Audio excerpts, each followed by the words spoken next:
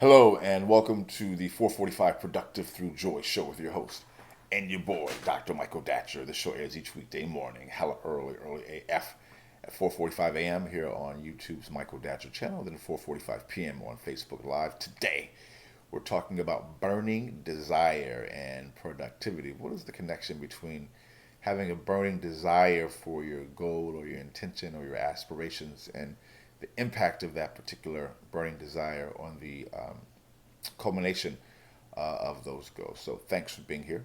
If you are new, you can go to productivethroughjoy.com to see about us. We speak to groups, schools, and organizations about being productive through joy. We have a very interesting narrative-based approach where we really explore the idea that everyone's life tells a story, has told a story up to this point, is currently telling a story, and everyone's life will eventually tell a story at some point in the future. So we help individuals and organizations think through the story they have told, they are telling, and they would like to one day tell. So look up for us. You can also simply go to hit the subscribe button on this here on YouTube's Michael Datcher uh, YouTube channel and get all these videos for free. I did say free. 1, 2, 3, 4, free. Thanks for being here. Today, again, we're talking about burning desire. But before we dive deeply into the topic, I should say a few words about myself. This is your host and your boy, Dr. Michael Datcher, author of the New York Times bestseller Raising Fences, which was a Today Show book. Let me clear my throat of the month pick. I'm also the author of the acclaimed historical novel Americas, which is set 13 miles from Ferguson, where, of course, Michael Brown was murdered. God bless him and his family, his spirit, his family, his mom in particular. That book explores the intersection of race violence in America, race violence and family in America. I'm also that came out just in October 2018. I'm also the author of the super brand new, came out April the 10th, 2000 this last month, 2019, animating Black and Brown liberation. I've been busy animating Black and Brown liberation: a theory of American literatures, which is yes, explores the intersection of a subtitle, yeah, a theory of American literatures, which explores the intersection of activism and literature. What can literature do to inform us about real world activism? Can it provide best practices? And by exploring fictive manifestations of effective activism that then therefore can be applied to the real world. Really interesting book. I'm on the book tour for those last two books, Animating Black and Brown Liberation in Americas. I'll be at the Brattleboro Literary Festival in Vermont. I'll be at the Kentucky Literary Festival, Kentucky and Lexington. I'll be at Northern Illinois University in Chicago. I'll be coming, I'm sure, to a place near you. In fact, I'll be here in LA. I'll be on May 11th. I'll be at the World Stage. And then May 18th and 19th, I'll be at the Pasadena Literary Festival. So I'm coming. Thanks for being here, guys. I should also mention that I am the board president of the World Stage, a literary and jazz venue here in California. Great 501c3 nonprofit. My educational background is UC Berkeley as an undergraduate, my master's from UCLA, and my PhD in English literature from the University of California at Riverside. I am currently a professor of English Lit at Loyola Marymount University here in California.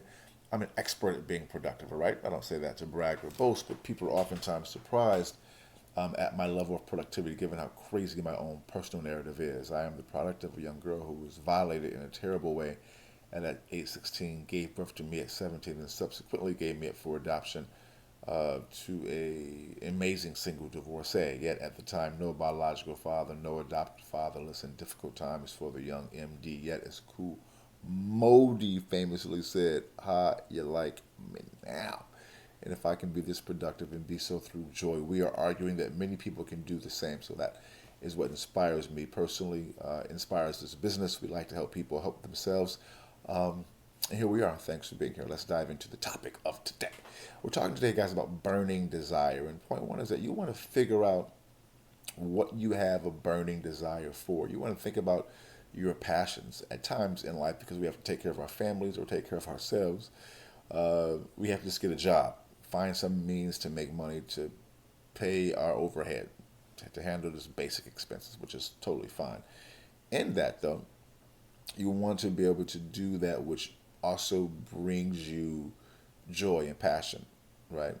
hopefully you'll be able to, and we believe it is possible to make your income, to make your money doing that which you love. Because when you do that which you love, you're going to do it better. And when you do things better, when you are in excellence, you are going to be eventually compensated in an excellent way. So that's point one. You want to identify, that is point one. You want to identify your burning desire. Point two is you want to live it. I've been thinking about this quite a bit lately because I've been just struggling, to keep to renew my own burning desire. Therefore, the topic of this show. As a sidebar, if I'm going through it, we're gonna talk about it. Just you go through life, you work hard, you get tired, life happens, frustrations like everyone else. I have those things as well, and so I have to be able to renew my burning desire, or to uplift it, as I have to right now, just through circumstance.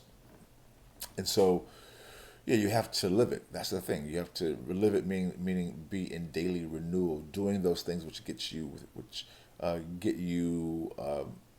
excited and inspired. So, as a way of example, and so a part of what gets you excited about your burning, a thing that undergirds your burning desire, is to be two things. One is to be in gratitude for for all the things that in your life that you are grateful for. Um, and then secondly, it's identifying the why. So I've got these beautiful children, a great partner, uh, a great community that I love, a great family. I am motivated by them to be excellent and to do excellent and to create um, joy, justice, and abundance for my family. Right. So that's my why. As a result, uh, that helps me to keep my burning desire at the forefront, because my why I'm doing things, is so close, right? Which goes right into point three. As you stay close to that why, and you're motivated by some higher calling, right? So my higher calling is my family, my community, myself, as well, my dreams, the ideal of excellence. Um, that propels me. So when I get tired, like I've been like the last few months here, just grinding. But just also, when you suffer disappointments, because when you're dreaming big, you are going to have some fails. That's just what it is. If you are not having fails, you are not dreaming big enough. Trust me. And so, of course, the goal is to get more victories than fails. But definitely, the fails are going to come when you're dreaming big. So I've suffered a series of pretty dramatic fails of late. Um, and so it takes the wind out of your sails. And so a fail takes the wind out of your sails. I'm rhyming right now. And so I have to, pick myself up and get back at it, which I've done many, many times in this life. That's what it means to be an entrepreneur. You're going to definitely have ups and downs. There's no two ways about it. Being an artist, being a parent, no doubt. But the point is that I'm back, and it's just the daily, but it can't be just drudgery. You have to find a way to be in the joy, right? Which is what I was echoing earlier. How to keep that burning desire alive? You want to be, you want to do it joyfully. Sometimes for many of us who are hard workers, we have to have discipline, and we have to grind. And that it isn't bad to grind, but the grind can grind you down. That's why it's probably called the grind, right? And you have to be able to have the joy. And I was losing part of the joy because of the work. It's so intense, right? The challenges are so intense, it can rob you of your joy. So I have to renew my commitment to my joy and why I'm doing what I'm doing. So, which is allowing me to have a heightened level of productivity. So that can also apply to you. I know there are a lot of people who know exactly what I'm talking about, right? Because that joy piece is so critical.